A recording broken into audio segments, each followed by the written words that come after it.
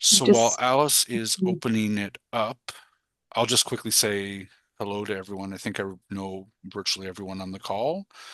Here, obviously, I take a look at the 1088 and 50 Bayswater proposal. I haven't dug in that much. The developer has showed it to me. I think I'm on the same page with respect to the community, where my main priority is really the interface with the building and street around it. I'm not necessarily, or I'm not concerned about the height and density of the buildings, but we do want to make sure that we get the interface right with the public realms. So I'll just leave it at that and let Alice do her thing. okay. Just finishing up here. Just bear with me, folks. I know some people are declining. That's fine, but I just want to make sure everyone has an opportunity to chat if they And I'll want. say Happy New Year to everyone too. Right? I haven't seen many of you since the New Year. What does the date say? January 15th, right? 15th, yeah. 15. Yeah, so I don't think I'm allowed to Happy. say Happy New Year anymore. Sort of that 2 week period where it's relevant. And I do it right up to February. So, really, eh? yeah. Really? Yeah. What? Yeah. So, Hard to believe it's 2025. My God, eh? I know. yeah, 1980 was 45 years ago. Good Lord. Insane, insane. I know, eh? But 1980 was only like 15 years ago. Yeah. That's I'm how I sure of feel. it. Yeah. Jeff, did I'm you quite say sure you're right. I was an anarchist? I didn't recognize anyone here as an anarchist, but if anyone was going to have anarchist tendencies, the Urban Art Come Collective on, is come kind of on. that red flag for No, anarchy adjacent. no. I complimented your beard yesterday or the whatever day too. Come on. It's I don't know, the Urban Art Collective. It sounds vaguely anarchist Vaguely. adjacent. We're solid. We're solid. We're good. I don't recognize any troublemakers amongst this crowd. Dave Renfrew just joined. Oh, Apologies for my okay. Well, now, tardiness. sorry, we're gonna Yeah. have to take everyone back into the participant room. Dave's here. Yeah. Well, I heard what you just said, so I know there's trouble now that I joined. So nice to see you. Sorry I'm late. Happy New Year. Cheers. We'll Okay, cut all this out everyone. from the video we post online, eh?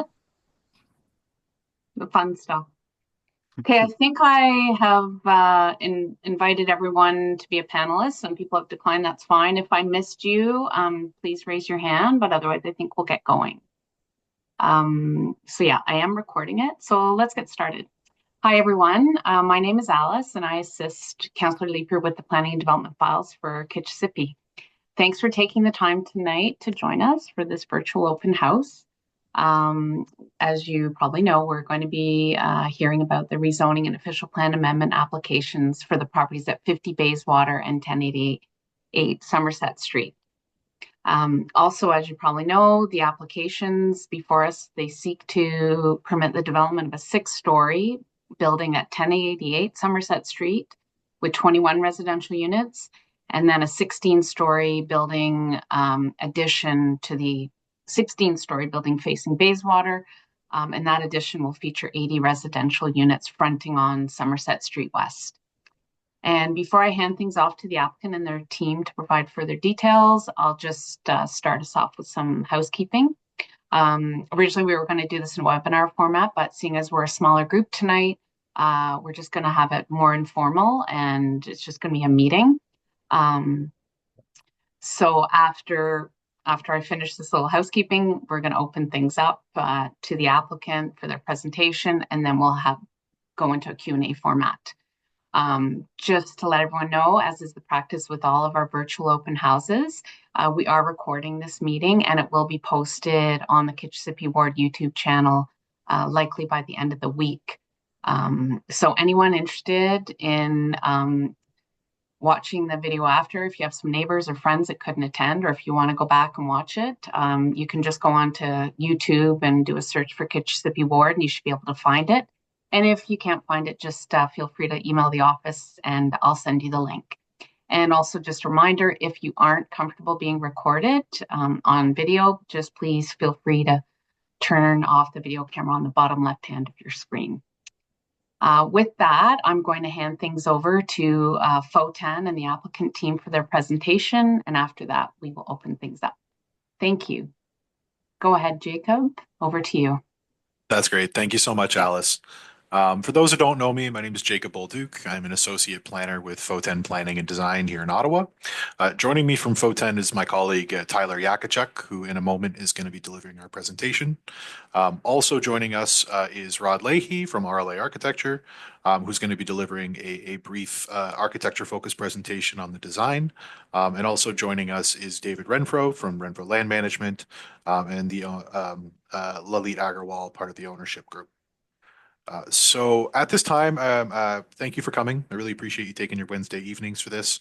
I would note one thing that for those of you who have any questions for us, we're happy to answer anything that we cannot answer on the spot. We'd be happy to take down and provide written feedback through the counselor's office. And I would also note as process has changed over the last few years, if you have any questions for city staff are not in these meetings anymore. So if you did have questions for the planner on the file, who's John Bernier, you can find his contact information through the DevApps page, the City of Ottawa's development application search tool. And if for any reason you're not familiar with it or you can't find it, sorry to put Alice on the spot, but I'm sure you could email Alice here and she'd be able to put you in touch with John at the city's planner group.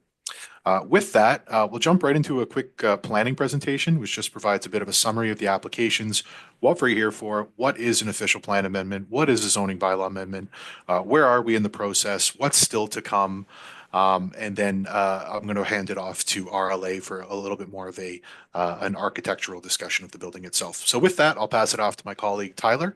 I think he's going to share his screen, Alice, if you can give him permission, and we'll run through the planning portion of the presentation. Thank you.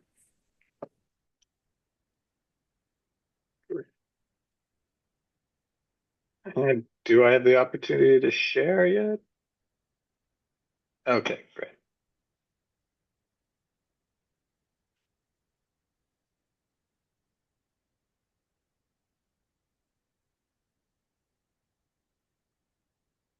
Okay.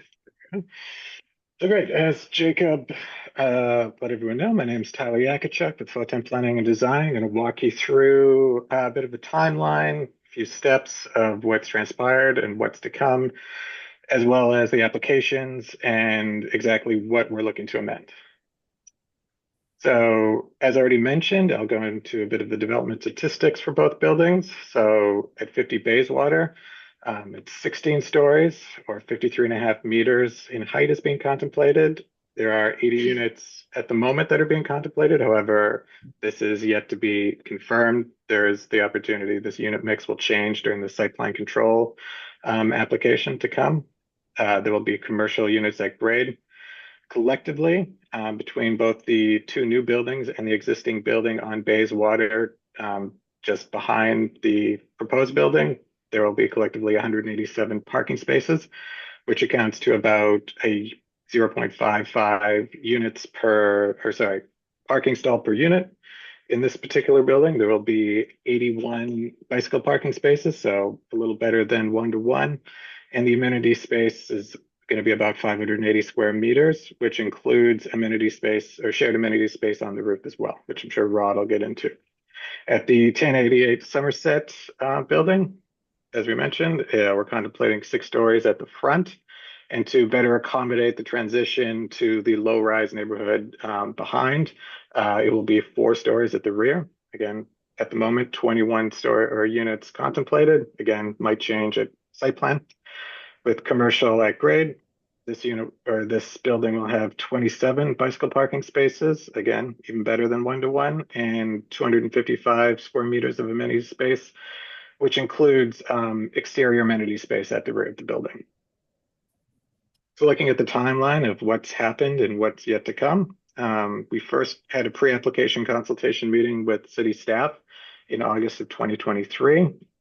That was followed by an urban design review panel meeting in February of 2024, where the initial design conceived for that pre-application was evolved or has evolved. And then following that urban design review panel, we received recommendations which I'm sure Rod will go into as to the further evolution and design of the buildings. We made our formal submission of all of our studies in August of 2024. After a thorough review against the terms of reference for all studies, we were deemed complete November 2024.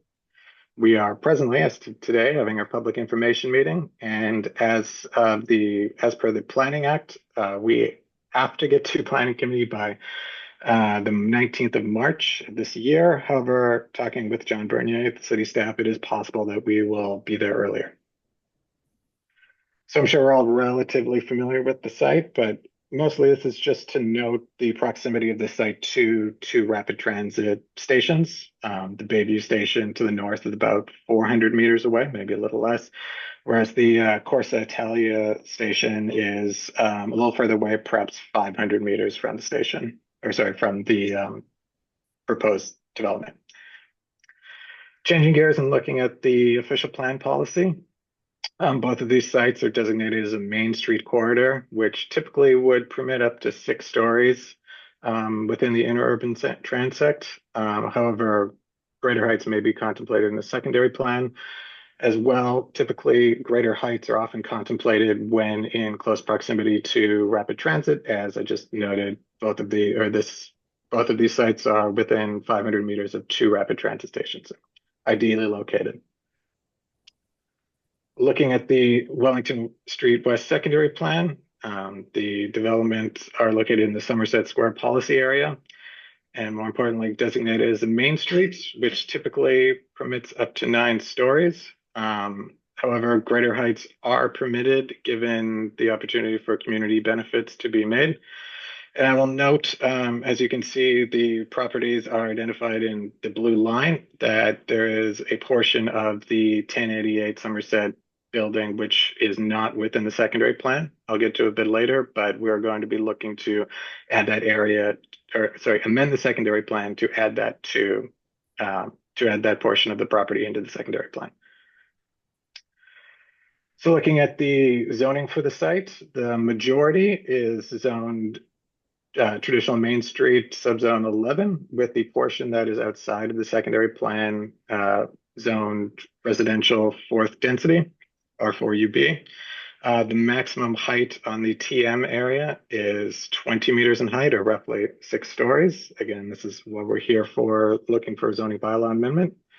And ultimately, we will be looking to rezone the entire site TM11 with some associated relief that I'll get into in a second.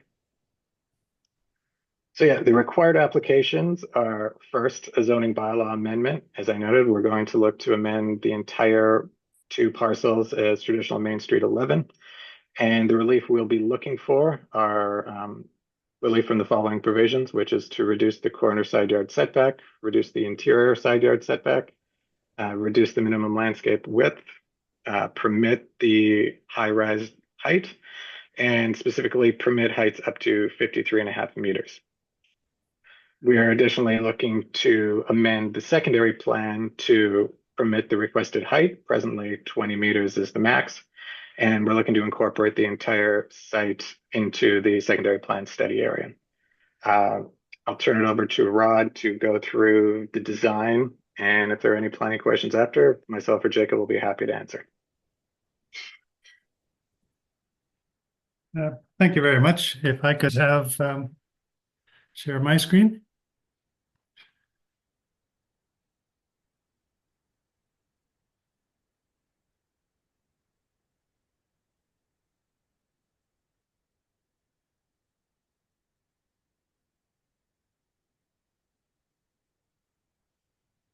Okay.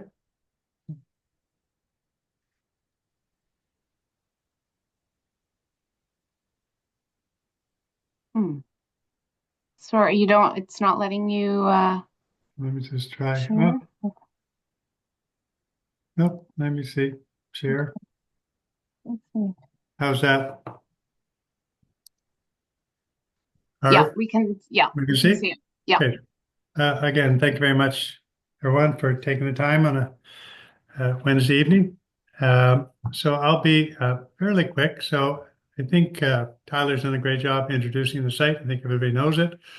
Um, the site, it's an interesting site because it's sort of a gateway to Hintonburg, Wellington Village, and also a bit of a introduction as you move across Somerset down into Little Italy and Chinatown. So it's a very great site. We're pleased to be able to work on it. I'm going to move to the site plan.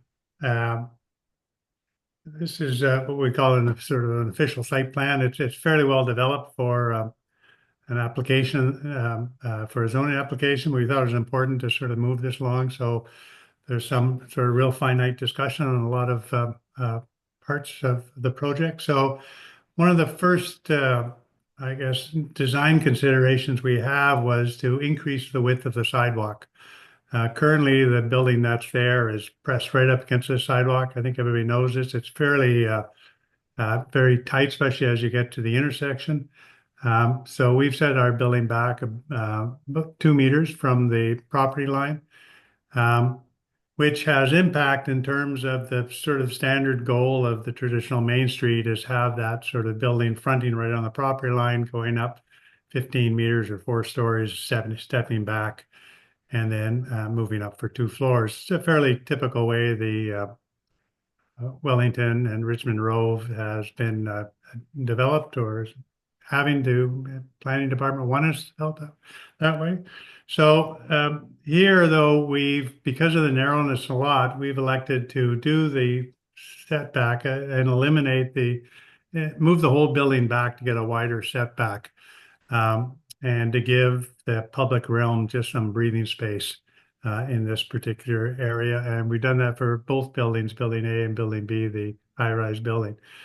And again, the other big driving in terms of Building B, one of the things we were looking at is, in fact, the way to not hide the existing building, but animate the existing building on the streetscape. So right now, the current building is a blank wall for the entire height of it. And the district realty building is essentially a blank wall as well. So there's no animation to this section of the street at all. It moves along quite nicely as you move west down Wellington. You move into the Christmas shop and everything else, and the street really opens up. So this provides an opportunity to really animate this section of the street, and really, as I said, begin to express the sort of interests of Wellington Street and Somerset Street. The 6-story building has been designed really, as mentioned, to reflect the zoning. You can see my cursor, the fifth and sixth floor, it steps back to 4 stories, and then we have an outdoor amenity area at grade. One of the things we analyzed of the site was we found that the existing building was overparked substantially. The world has changed since when this building was built, and it was built probably to standards of the day when the building was built. The reality is when we went through the numbers and went through the rent roll, we discovered there was a majority of the parking spaces just aren't being used and weren't rented. And so this gave the opportunity to be able to build a building and really with almost no impact in terms of additional parking spaces requirements. We were just able to use what was there. We have potentially a few in the basement of the existing garage, but we have still some structural issues we're dealing with. Whether or not we can actually do that or not, we will, as we move forward in the project, we'll discover that. The other key feature of the design was to create some outdoor amenities area at the front of the building that, again, could use to animate. It's right now the building basically has almost nothing there. So we wanted to landscape it, provide some outdoor parking spaces for bicycles, and a little maybe a cafe area if this was a potential restaurant. So that was so the one last thing on part of this project is actually a beautification of the south end. This is a very sort of awkward space. If people know it walking down, it's kind of quite ugly, actually. Just sort of bare concrete, and there's a ramp that goes down to the underground parking garage. We're looking at a way to turn this into an outdoor sitting area, landscape area, increase the landscaping at the front. Actually, the building is very well landscaped across the front of the building.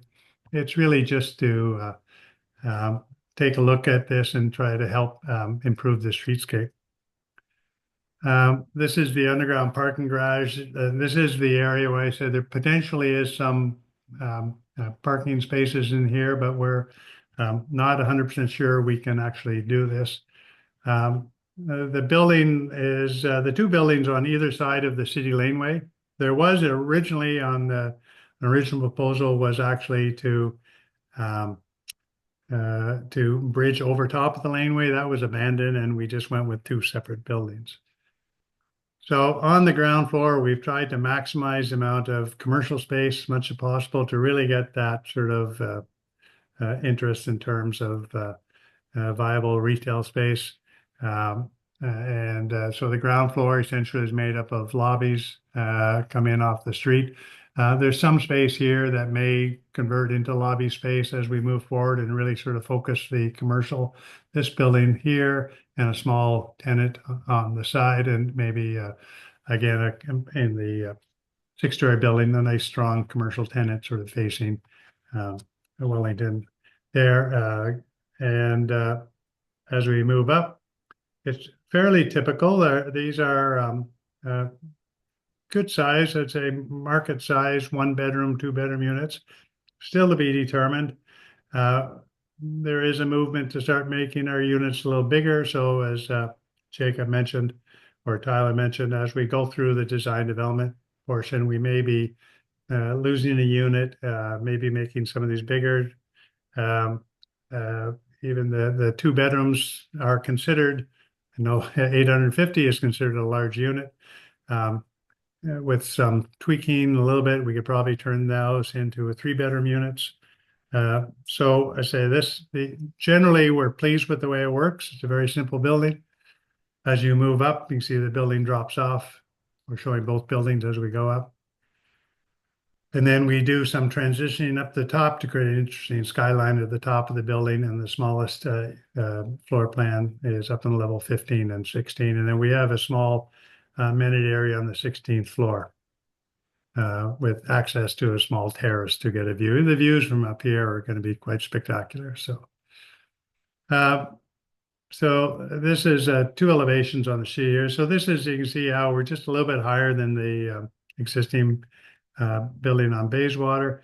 We don't really match their floors, and so that's why we've moved away from the architectural expression of the existing building into something very different with the red brick veneer as opposed to the more window wall building next door, just because our floors don't line up. This again, we're doing now 10 feet floor to floor compared to 9 feet floor to floor in the original building. So, and we've used material to show that 2-story reference line of the podium, even though it's all flush. And then as we move down, you can see we've using material to step the upper buildings down to create that sort of sense of transition as you move toward the 6-story building. And even the 6-story is on the upper floor has been colored differently to try to create that transition to the community.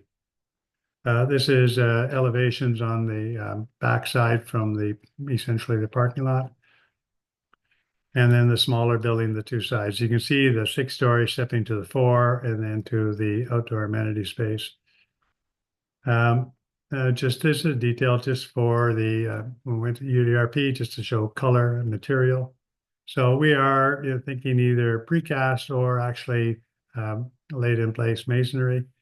Part of the site plan study will be confirming material selections, but we're happy with that sort of color range we're using. We're using specifically the red brick just to sort of give a sense of residential feel to the building. This I thought was an important drawing. This shows the Somerset Street going from east to west, showing the Claridge building under construction.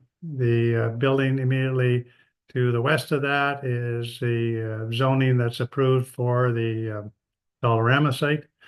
Then the existing four-story building at the corner, and then our proposed 16-story building stepping down to the six-story.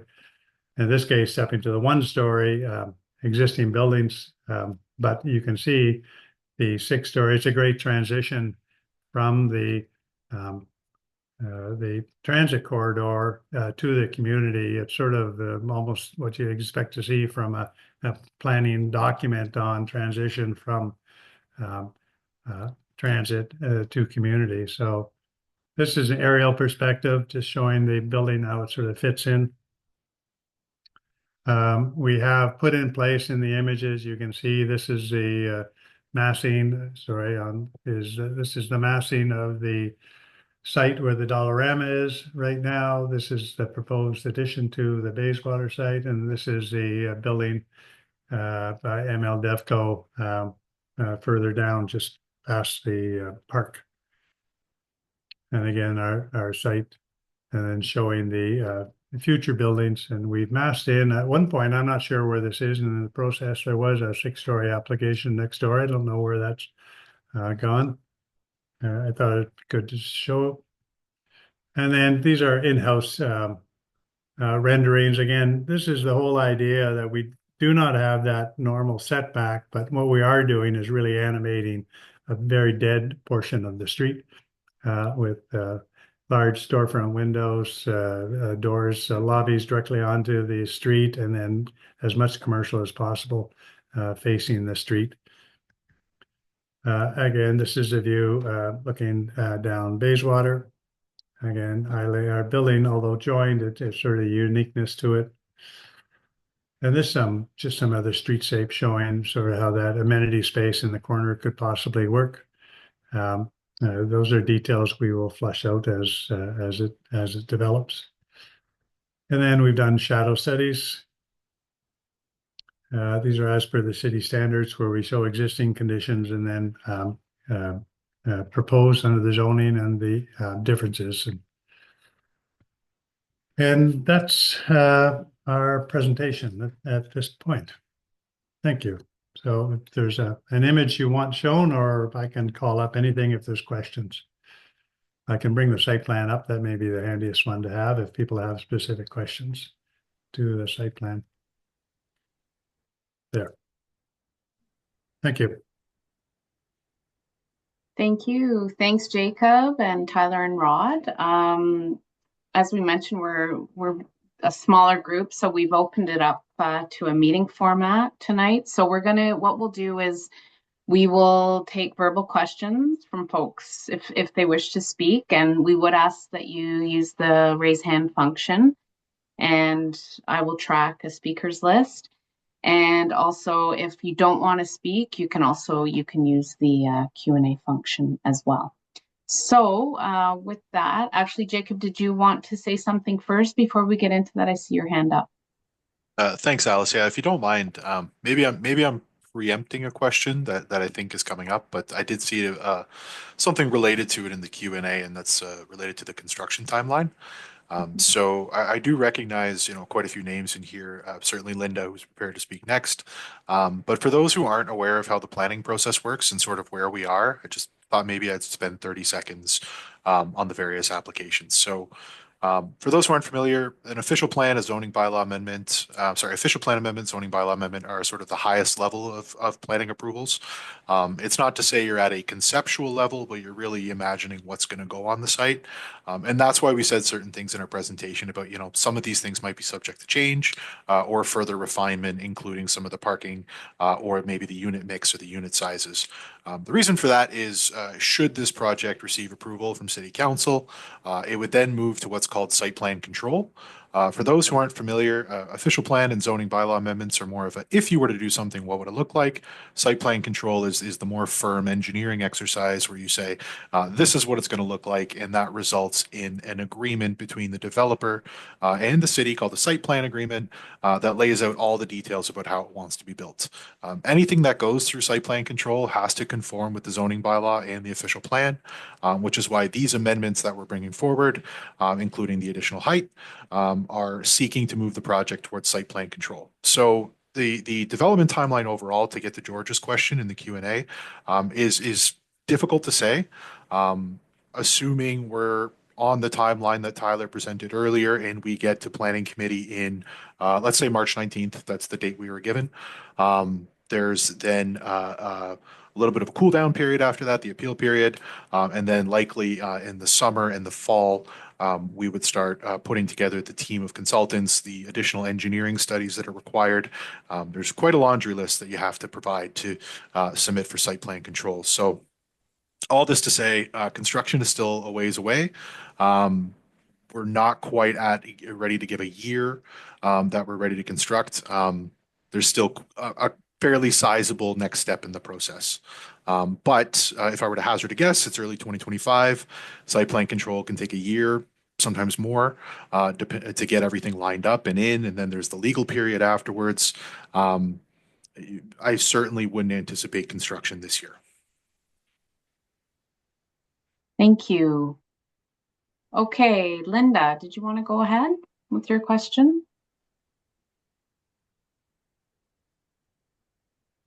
Can you hear me? Yes, we can now. Yeah. Okay. Well, I've been having a little trouble with my audio. I can't control it. The computer controls it. So my question actually concerns 9 Irving. I think you may have, sorry, 9 Spadina. I think you may have discovered it over on the far left-hand side. It's the first lot in from the Christmas store. And the original plan showed it as a vacant lot. It is not. There is a triplex there, and I sent photos to the planner, which I understand you asked Alice to send to you. So it would be useful to be able to, perhaps when you present this to any other body, that you would, in fact, show right over to Spadina and show the building that exists there. And of course, the question that arises is you're asking for a side yard minimize or not to meet the side yard, which has impacts on the rear yard of the property at 9 Spadina. So we would be very interested in hearing how you will be addressing that issue. I'm not certain at that kind of setback, you probably don't have windows on that lot line. I don't know. But that's an issue. The lot was shown as vacant. And in fact, this Geo Ottawa shows, I believe, they have a heritage reference triangle on it. That building is long gone and it has been replaced by a new modern building. So somewhere along the way, we have to get the triangle taken off the lot.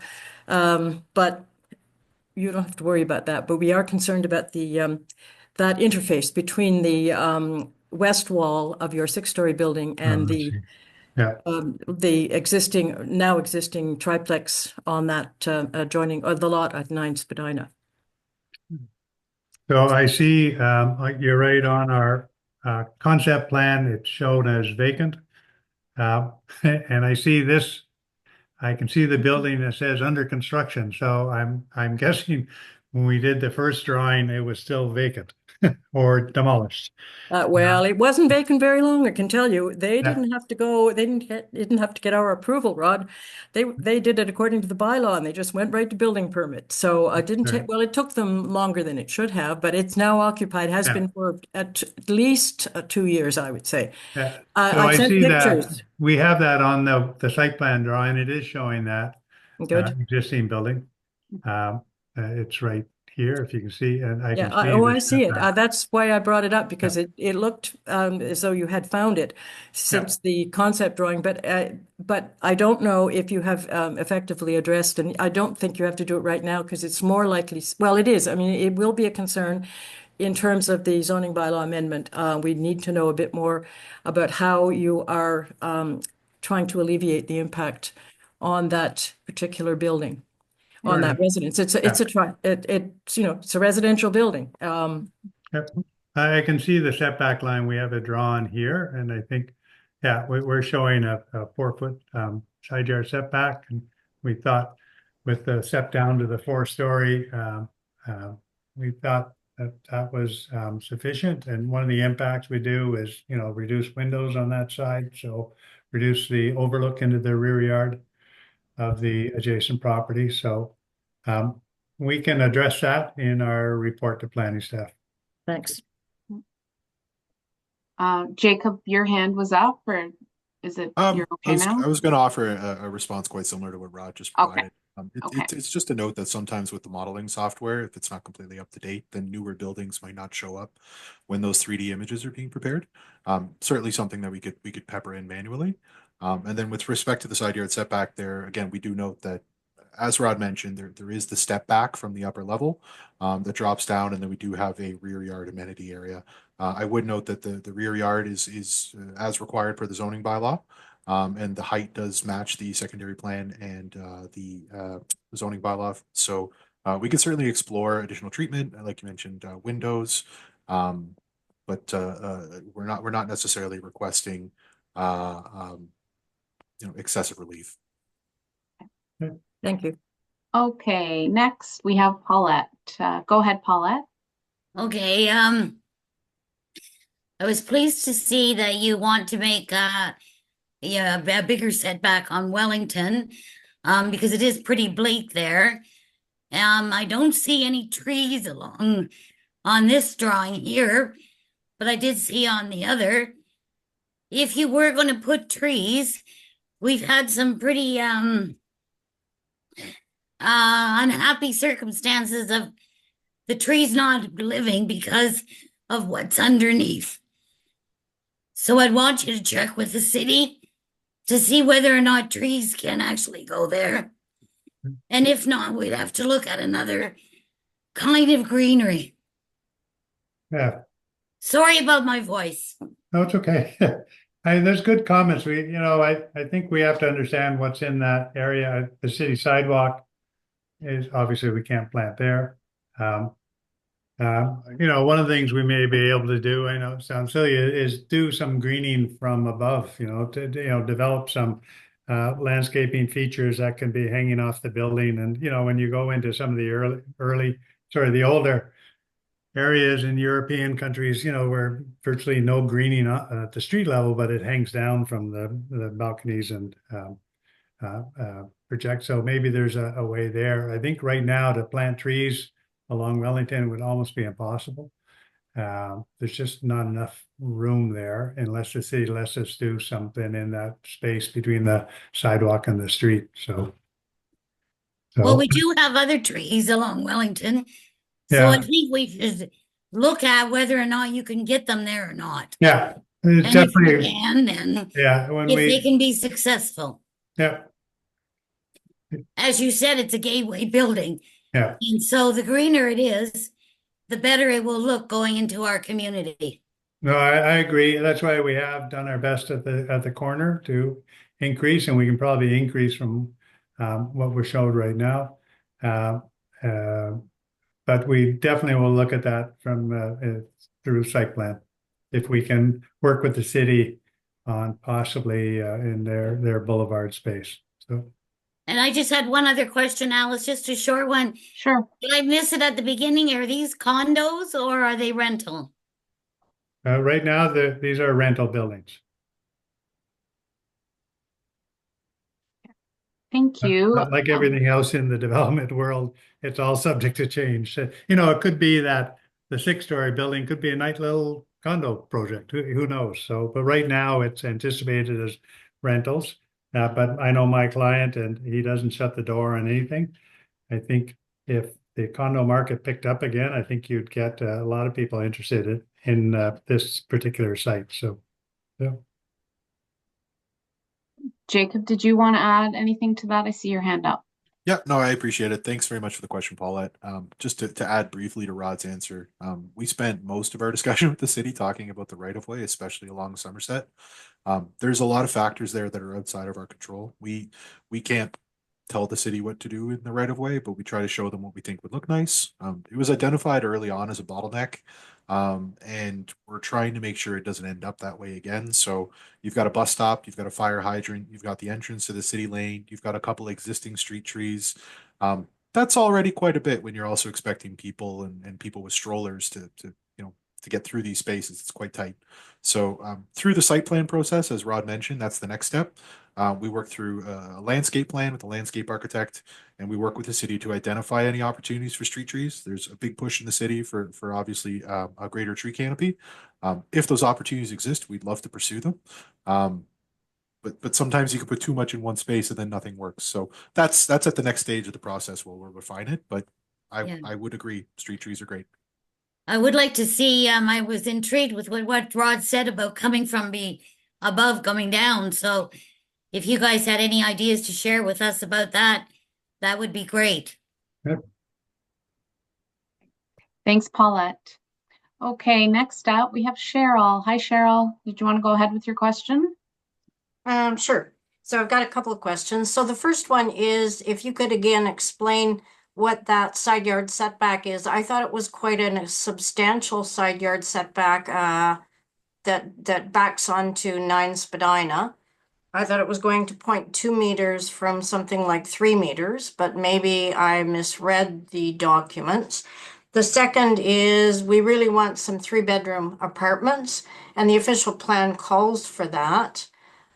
So please look at trying to meet the official plan requirements or suggestions or targets and provide some of those. And then the third question I have is for somebody who's having some audio problems. And it has to do with the parking. So will the tenants at 50 and 1088 they can rent parking in 52 Bayswater if I understood what you were saying before. So those are my 3 questions. Yes, so from a parking point of view, the parking is seen to be looked at as sort of, we'll talk at one project where parking spaces could be allocated to building A, building B, and building C. So and it's really becomes a management issue right now. But what we found was building C, the existing building, wasn't using most of that above deck parking garage was sitting empty, and some of the below grade as well. So we have supplemented some, I think, in the new project, some I can't remember, 12 parking spaces. So we've got 8 spots here and another 16 spots that we're potentially adding. You can see there's no parking in the smaller building. So 16, and that gives us with those, whether or not we get all those or not, and we may only get one level of that. We find there's sufficient parking to meet the demands of all 3 buildings. So, and I agree. I think there is a desire to do. I think the official plan, Jacob, it was a 5% is what they're looking for, at least for 3-bedroom units. I believe it's a minimum of 5, a target of 10%. Minimum But I 5 did have a target, little yeah. bit I wanted to build Yeah, on and I that. think we're very close with some of those tweaking some of these units. Sometimes, what we don't have right now are studio units where, and I think, yeah, a couple of studio units would be good. And you reduce the size of 1-bedroom, you add that to a 2, and all of a sudden you've got a nice 3-bedroom unit, family oriented with a studio next to it. So within this mix, I think we can achieve that goal. So, I know my client is happy to do that too. So. Jacob, did you want to add to that? Yeah, if you don't mind, once again, I'd just like to build on Rod's Yeah. response and make Yep. sure we're touching on all of Cheryl's points. So Mhm. I think the parking question's been addressed. With respect to the unit mix, we definitely hear you for 3-bedroom units. We know that's the feedback I'm getting from a lot of my clients is that that's quite difficult. The market's not there. We know the official plan is asking for large size units and requiring it on main streets. But the terminology there is 3 bedrooms or equivalent. And in our case, we do have quite a few sizable 2-bedroom or 2-bedroom plus den, depending on where we end up, that are generally considered equivalent. I think on the new tower building, just under a third of the units are 2-bedroom, which is quite considerable when you consider that a lot of projects are looking for studios and 1-bedrooms. That nearly a third of the units here are 2-bedrooms in the 8 to 850 square foot range, and that's the same for building A as well. So As Rod mentioned, sometimes when we get into the site plan control and we start playing with that mix, one bedrooms can get a little smaller in order to get a smaller one bedroom or a studio unit, and then tack an extra bedroom or a den onto the two bedroom to create a three bedroom and another larger unit. So the intent here is definitely to proceed with the project that meets the target and the minimum of the official plan. As the project stands, it does so. They're not three bedrooms, but they're quite large two bedrooms, and that is generally equivalent. To go back to the first question about the side yard setback, I'd just like to point out that the side yard setback we're actually proposing to reduce specific to the TM11 zone is not the setback on the west side of Building A. That's at 1.2 meters, which is the minimum required in the TM11 zone. The setback that we're actually reducing as part of the application is the setback adjacent to the city laneway. And that's reduced to, I think, 0 or 0.1, which is equivalent to the wall of the existing urban art collective. It's right there. It's already on the property line. So we are definitely looking to, through the site plan control process, be a good neighbor and make sure that we're not imposing on 9 Spadina, which is the new triplex that Linda mentioned. We think we've achieved that. There's obviously more design refinement to come. But just for clarification, that's side yard setback complies with the TM11 zone. Thank you. Paulette, did you have another question? Yeah, sorry. Go ahead. It's okay. I noticed, with the number of units and then with the number of places for bicycles, it's just around one. We found with a number of our buildings that you certainly need to have a lot more than, or plan for space inside the building for more than one bike per unit. Because there's usually, they end up having, we've heard from some people, they end up having to bring their bikes inside their units. So you have a lot of space here. So I think you could actually be a leader and have a lot more space for inside bicycle parking. Thank you, Paulette. Yeah, I think I can say, Paulette, that you can see we're showing a lot of locker spaces, which we don't normally do. A lot of those can be designed as we move forward to be either or, bicycle storage or locker. The individual tenant can choose to put a bike in there. So storage lockers aren't dictated in the zoning. So we do have opportunities for people to be able to increase the number of bicycle parking by not using the locker to store other things. So The other thing we've heard is like, especially those who have children, they have these very large bikes with these things in front that the kids are in. I see them go by my house all the time. So there's a lot here in the neighborhood. So really, like, just think of a traditional bike is one space. I think is behind the times. So maybe look at other opportunities. Yep. Thank you. Given what you've seen about over provisioning of parking and such, any space that you can devote, I would suggest bike wash as an amenity in the building. Yep. In that garage. Yeah, but generally we do a bike wash. We also do a little tune-up area. A place you can have your bike on a rack and do whatever you do to fix your bikes. So. Okay. I'm sure I'll get to you in a second. I'm just going to read a question from the Q&A. Michael's asking, what is the requirement for affordable housing and will this development address the issue? I'm happy to get into that. Okay. Short answer is the official plan, certainly encourages affordable housing. There is no strict requirement for new private developments to provide for affordable housing. That being said, there's a lot of really cool programs through CMHC and other opportunities to partner with government agencies to secure funding for a building like this. Obviously these projects are expensive and you got to borrow the money somewhere. And different lenders will often have programs available for a certain percentage at a certain rate, whether that's rent geared to income.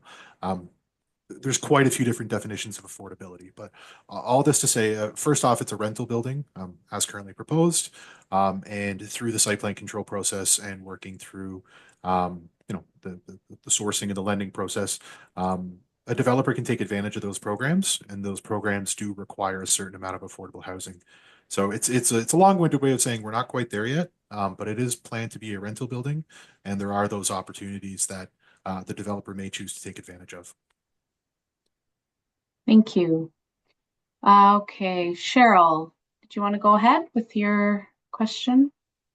Sure. So on just on that issue, please look at that for sure, because what we're seeing is a lot of the new builds that are happening in the community with apartments are ending up being basically short-term rentals. And supposedly there's a housing crisis, and yet we're seeing a lot of them as short-term rentals, and some just skirting the regulations. So they're like 30 days. And that's we're seeing a lot of that in the community. And so we would hope that this would be permanent housing, and we hope that you would have some affordable units in there, because we have lost so many affordable units within our community. And then I have another asking for another person. So with the reduced setback on the lane for 1088, is there still enough room, especially when you have a really snowy winter and snowy back lanes, for entry into the parking garage for the building? And then I had another question. Let's just see if I can remember what it is at the moment. Maybe if you answer that one, and I'll think what I was going to ask. Sure thing. I was trying to write these down on the fly, but Right. Rod, sorry, go I'll ahead. speak to, I think the easy one is access to the laneway. I mean, as we move through site plan, we do get involved with traffic engineers, and we do, they actually put templates on our drawings to make sure, proper turning radiuses are being provided. We don't see at this point, we don't see their issue, but that will be proven by our traffic consultants as we move through site plan. And in terms of the rental and not turning these into short-term rental, I would point out that the existing building has been in the Agrawal family for quite some time. It's a very solid rental building, well maintained, and so I don't think there's any worry from, I say the Agrawal is moving forward, doing a proper rental building and keeping it just like that, and not the idea of a short-term rental. And I agree, it's important to increase our housing stock and our full permanent housing stock at that, not short-term. So thank you. So just in response to that, when your traffic engineers are looking at the turning radius, please think about winter and piles and piles and piles of snow, because the lane doesn't get plowed all that well, I don't think. I'm not sure about that laneway, but a lot of them don't. So that becomes an extra factor. And then the question that I now remember is, this building I'm expecting will take a couple of years to construct once you start construction. And does that then impact people getting into the laneway who live further up the lane? So will that access be cut off for 2 years while you're doing construction, because you're so close to the lane, you're going to be excavating and stuff like that? So what's the impact on the laneway during construction? I think that in the short term, while the site's being excavated, I would expect there'll be lane closure for that short term. Once that's done and formwork is finished and we move up, I don't expect the lane. I would expect if both buildings were being built at one time, you maybe form a protective roof over top, but it could be that the high-rise building goes first, and then there's lots of room to work. You can shift the laneway a little bit to keep clear of it, and then build the second story later, second building. And because it's a 6-story building, you've got a lot of different techniques on construction. That may not even need a basement on that building once we get into the design development. So I think the idea that the laneway would be closed for a 2-year period, I don't think the city would appreciate that. That laneway is well used from what I remember. So I think the fact that we've got a lot of cars going in and out of that laneway now, which that they'll want to maintain that better for snow removal. So I think a lot of these will be resolved through the site plan process. I'm confident we can make this work. And the staging area, if you were building them both at the same time, where would you stage? We that's a good question, and I always have Mr. Renfrew on the Okay. who was a construction genius. Anyway, so that's a really tricky question on the inner city construction end. So it's fair to David. I think I didn't want to put him on the spot, but I think that has to be resolved. And prior to permits being issued, the city wants to know exactly how we're doing it, whether we're taking a laneway away from Wellington Street. I don't think they're going to want us on Bayswater, so it's obviously has to be resolved, and I just don't have an answer for you right now. I don't think Dave has one either. I don't think. No, if I can just interject a little bit though, I will say that laneway has 2 entrance points. One's on Wellington and then there's one on the other side. I know through discussions 2 years ago with the city, we wanted to have the building cantilevered over the top of the laneway. It raised a lot of questions and concerns.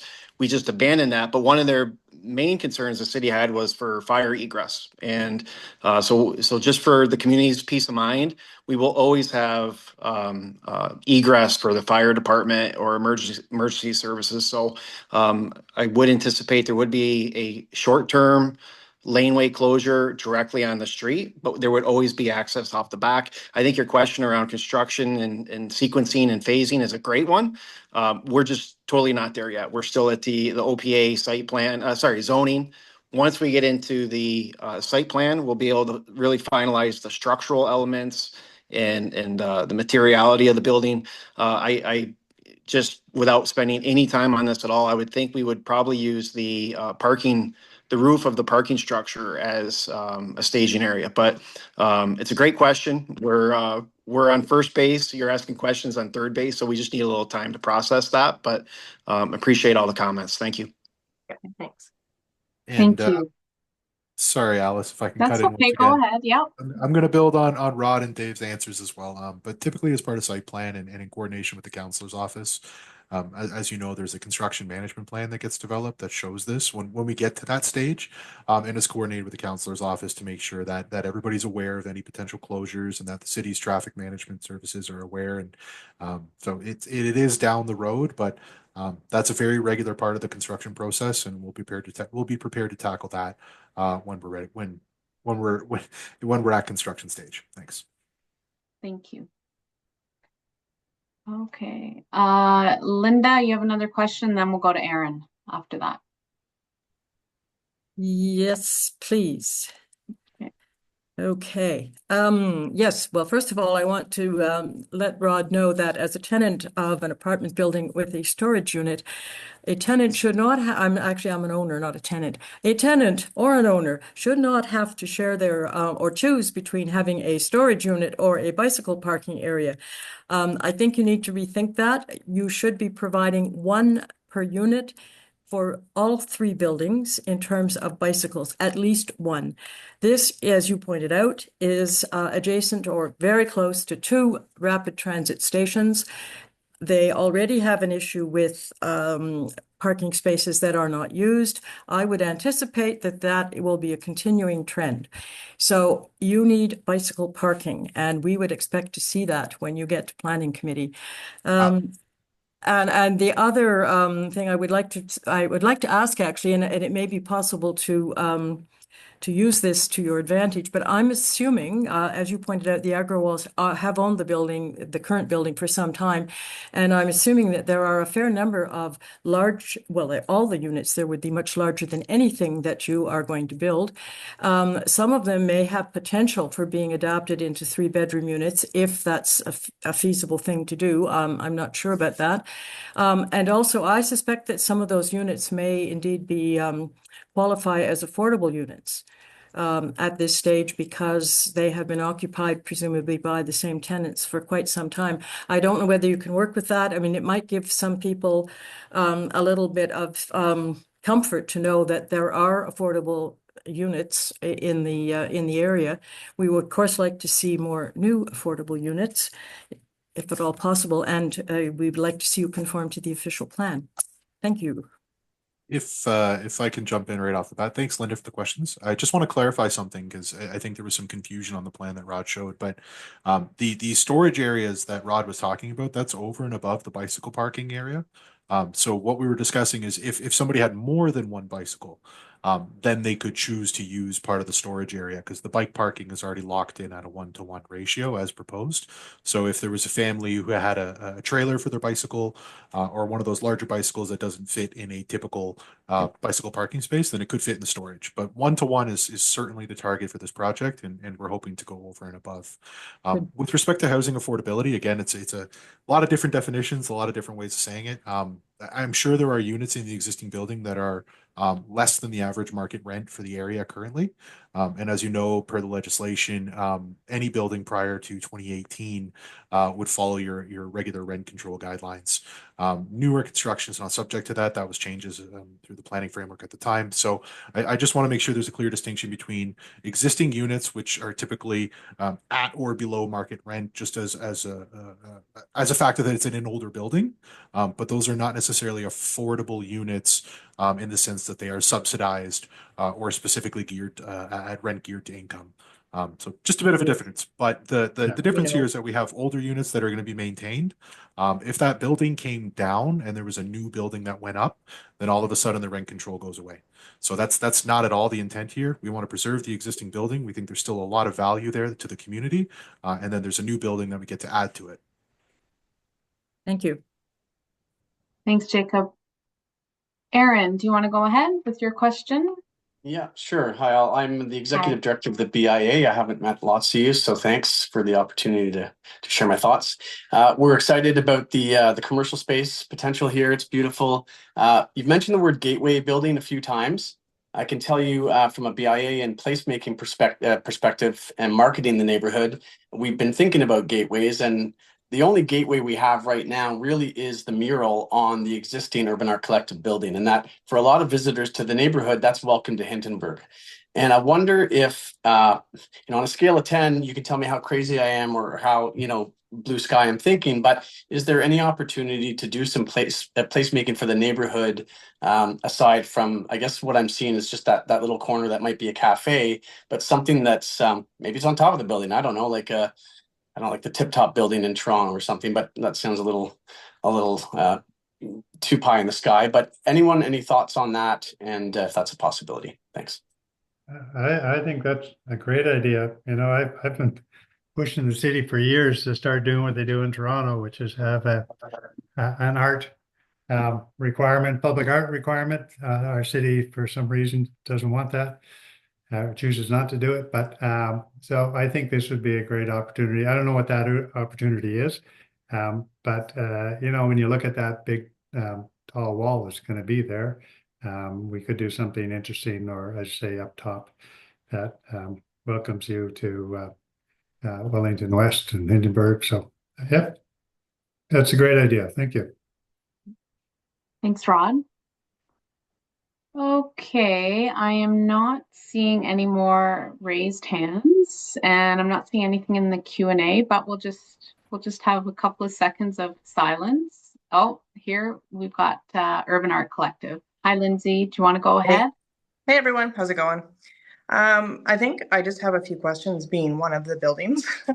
I heard something about the earliest time of construction. I was a little confused as to what you said, but I thought I heard earliest was 2025. Can you speak to that a little bit more and talk about when the earliest is you think that this could take place, and if you have plans on starting one of the buildings over the other? Yeah, I can definitely speak to that. Sorry, what I meant to say is, in terms of the overall planning timeline about what comes next. So if kind of break it down, we're going to planning committee, hopefully March, assuming the decision is in favor of the project from council. Then we would move on to the next step, which is site plan control. Site plan control takes a very long time. It should be shorter than it is, but I won't get into that. But basically, you have to prepare all of your plans and studies. Some of those carry over from your zoning and OPA. Your traffic study, for example, is very similar. It just goes a little more in depth.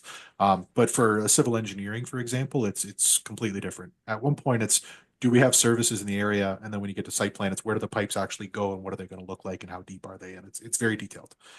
So that takes a considerable amount of time. And I think what I said was I don't see construction in 2025 as a possibility at all. Um, whether it's 2026, 2027, I can't speculate on that. It's a little too early. Um, but At what point in the planning stage would that be addressed? So even then, when you submit a site plan control application, um, like I said, the end goal of that is to get what's called a site plan agreement. And that's basically the agreement between the developer, and the city as to what's going to go there. And that allows the developer to go get a building permit. I know Dave can speak to this a little bit more in detail because he's the construction guy. But at that point, even when you pull that agreement, then you have to get your contractors lined up. Then you really have to get going on it. And there's timelines that the city puts into that agreement to make sure that you stay on top of it.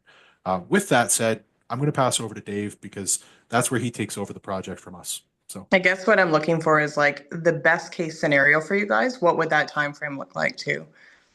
Like if nobody has any objections, everything's like, perfect at the city end. And from your experience, what would be the ultimate like earliest that it could happen? So everything Jacob provided as context is very relevant, but I want to take it a step back more to a macro level, which is market economics. And right now, the last 2 years have been very difficult for everyone, first-time home buyers, developers, whether you're building a house or a high rise, whatever the case. Interest rates had an impact. COVID's had an impact. Federal debt has had an impact. We're seeing this all in real estate. This all happens in a cycle. We believe a lot. Well, not we. A lot of experts in the industry believe that we're actually at the peak of that cycle, and things will become more flexible going forward to build. What I mean by flexible is hard costs will come down, interest rates will come down, which will have less of an impact on your financing costs, your land carrying costs, et cetera.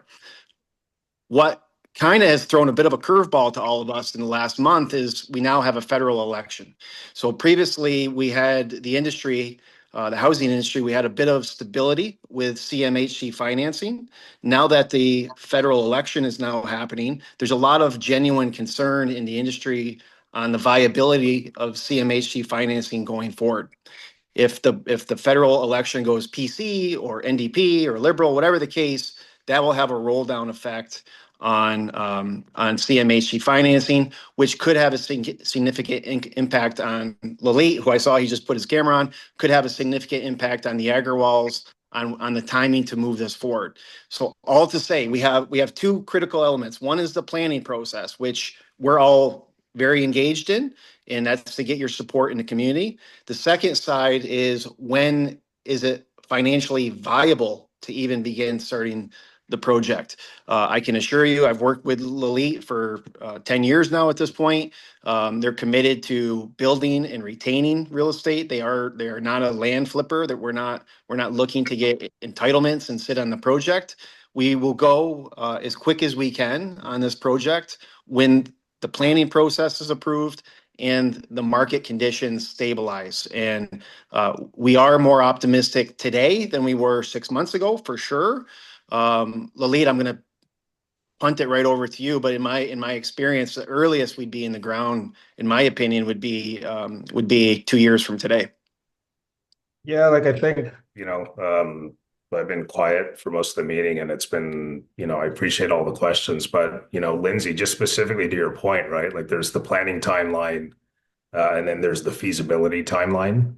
And I don't know if this is what you're getting at, but for me, and, hopefully we have a bit of a reputation around the city. The two buildings are 50 Bayswater District Realty, who we've been doing business with District Realty for about 40 years, and that's their office, right? So another variable is like, okay, hey, Jason, where are you going to move your office space? And if he's like, hey, man, I need another couple of years to find a place to go, then that affects my timeline.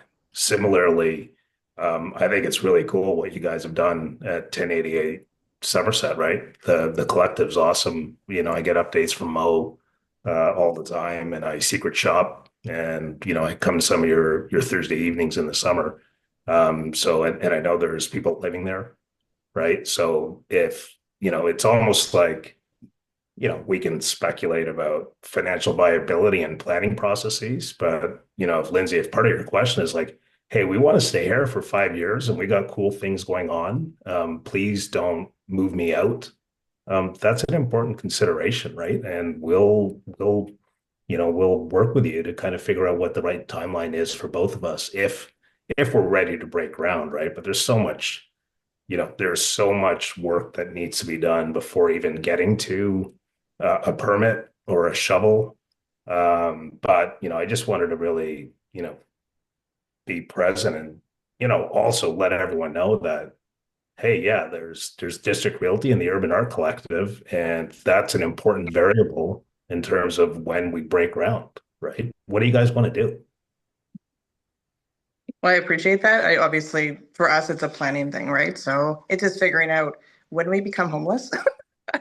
So, yeah, no, it just, you know, obviously we have a lease signed and it's, you know, I think it's about 3 years from now, which is fine. We're pretty like like, you know, we're flexible and stuff like that. And it's something that we can talk about, you know, privately. But I guess, you know, the same, like, you know, if you wanted to break ground earlier, we'd need just like some updates, I guess, just to kind of have an idea of planning. You obviously know we have events that happen here. Can you hear me? Okay. So we have events that happen here and we plan those, you know, a year out. So sometimes we just need a little heads up so we know what we're doing because it is a business, but we also live here too. Yeah, well, I'll come by for a coffee. We'll chat it out. Yep. And like I'll promise you in front of everyone at this public meeting that we're not gonna displace you and disrupt you. No, and you guys are great, honestly. You guys are the best landlords we've ever had. We love you guys. So it is nothing like that. We never thought that. It was just kind of like from this perspective, I just kind of wanted to know where you guys were at the planning stages, but I never thought you guys would just be like, hey, you're out or anything. So I'm not worried about that at all. I hope you get the sense, right? Like this Oh, is I know. the You first guys are great, phase. honestly. And everybody I've told that, everybody that's concerned, they've messaged us when they saw the site thing go up. And I'm like, they're great people. I'm not concerned about that. So But yeah, yeah. like, you know, crudely, if everything went perfectly and, you know, you get an approval and you get a site plan in a year and the markets change, I don't know, like, you know, and then there's energy levels and, you know, there's trades and who knows, like maybe the rink takes all the trades and there's no one else to build your building for you, right? Like, you know, it could be, it'd be really hard pressed to see anything happening on site for at least 2.5 years, maybe 3 years, and that's if everything goes perfectly, Yep. right? That's Like, just kind of what I was. yeah, And do you guys have any idea if you would do both buildings at the same time? I've lived beside a construction site before. It's not the most enjoyable thing to live through. So I'm unlikely to be honest, right? I think, it's not likely, did you say? yeah, I don't think you do both at the same time. For there was that discussion on staging and access to the laneway, and you know, and those are things we haven't discussed, Yeah. right? But it's kind of like if you did both at the same time, right? Like it's really complicated. And it's Yeah. and yeah, and the reason why I say they're not at the same time, right? Because at one point when we were looking at you know, air rights over the laneway, you know, and below the laneway, you know, if you had a shared foundation, like a shared underground, yeah, then they're happening at the same time. You know, but the high-rise building is probably a concrete building, and the six-story building might be a wood building, right? And it may not have an underground, and it's different foundations. So they're really completely different buildings. They're just because you know, they started out as one connected project.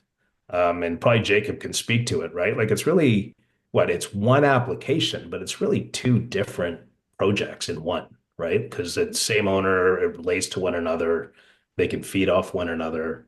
So, you know, there's no, they don't have to go together. And for the planning and staging and movement around the site, yeah, it probably doesn't make sense for them to go together.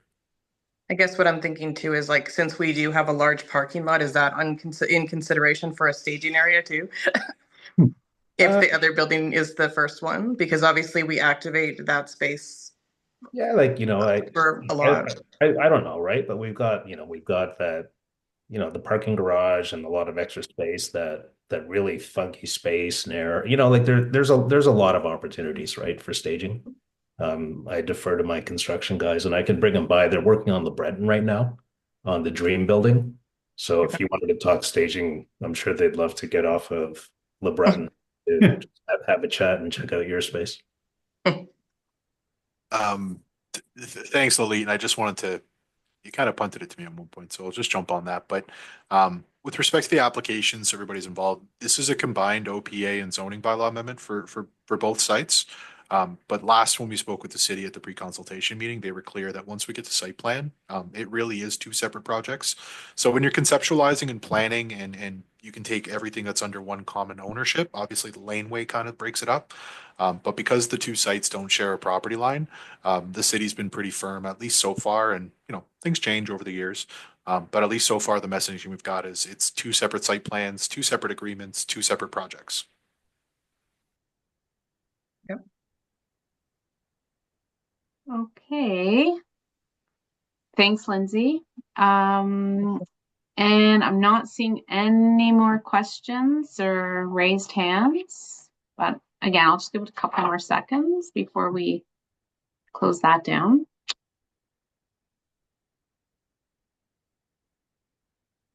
Yeah, so not seeing anything. So with that, I think we will wrap it up. But before I do so, Jeff, did you have anything to add or? Just the usual. This open house is an opportunity to sort of ask you questions and start marshaling your comments. And I'm sorry, was it John Bernier who's the planner on this one? Yeah. So John will have the responsibility of collecting input from internal and external stakeholders to make a determination as to whether or not to recommend to council that this be recommended for approval or not. And in determining whether or not to recommend it for approval, he'll be taking a look at all the different plans and policies and guidelines that guide development in Ontario and in Ottawa. So when you're putting assertions forward, it is important to relate those to things like the official plan, like the secondary plan, in order to try to convince him one way or the other. My office is always available to help. I cannot imagine that I would be objecting to the height and density on this property, but there may be elements that you want the planner to say, hey, before I can recommend for this for approval, I'd like to see X, Y, or Z change. My office is there to help you ground those if we can in the relevant policies and plans that guide development in the city. So if we can be of help to residents in crafting your arguments to the planner in the hopes of swaying him in terms of the recommendation that he makes to committee and council, Alice is here to help, as am I. I'm just like volunteering Alice. Alice will give you a hand. That's what I'm here for. That's what she's there for. Yeah. Thank you, Jeff. And thank you to everyone for attending tonight. Thanks, Foten, Jacob and Tyler, and Rod and David and Lalit for showing up and responding to all the different questions. And again, thanks to all the residents who came out tonight. We appreciate it. And lastly, just a small reminder that we will have this recording up on the Kitchissippi Ward YouTube channel. And again, if you have any trouble finding the link or your neighbors do, please just feel free to reach out to our office at jeff.leapier@ottawa.ca. And with that, I will say thank you all again and have a good night. Thanks so much. Bye-bye. Thank you, Thank you. Alice. Thank you, everyone. Thank you. Have a great night. Have a good everybody. night. Bye, everyone. Thank you.